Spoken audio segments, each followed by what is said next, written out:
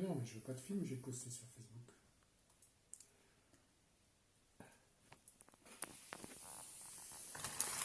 Alors, j'explique un peu.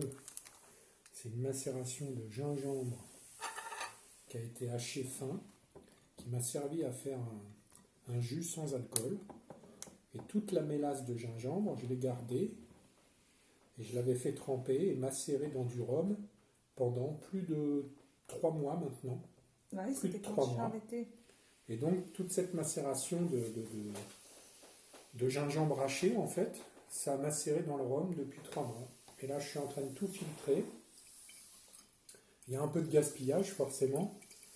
Mais par contre, je viens de le goûter en surface.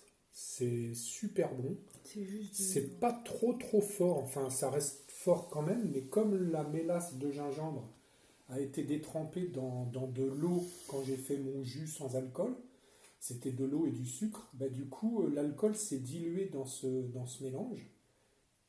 Et c'est pas très fort. Pendant 3 mois, ça s'est très bien conservé au frigo, avec un film plastique au-dessus de la carafe, qui a permis une grosse macération, en fait.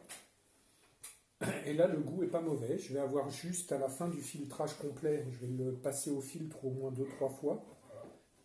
Et à la fin, je mettrai ça dans la bouteille avec du sucre de canne.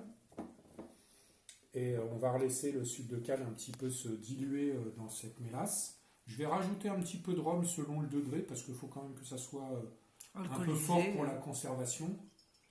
Donc là, je vais le regoûter à la fin. Alors forcément, si je goûte beaucoup, je risque après d'être un petit peu... voilà. Mais voilà, on va faire ça. Et bon, effectivement, ça gaspille un peu, mais c'est pas plus grave que ça. C'était un fond de... Il y en avait déjà dans la bouteille là? Non, il n'y en avait pas dans la bouteille là, de du quoi? rhum arrangé. La bouteille de rhum Non, arrangé, elle était vide. elle est vide, oui.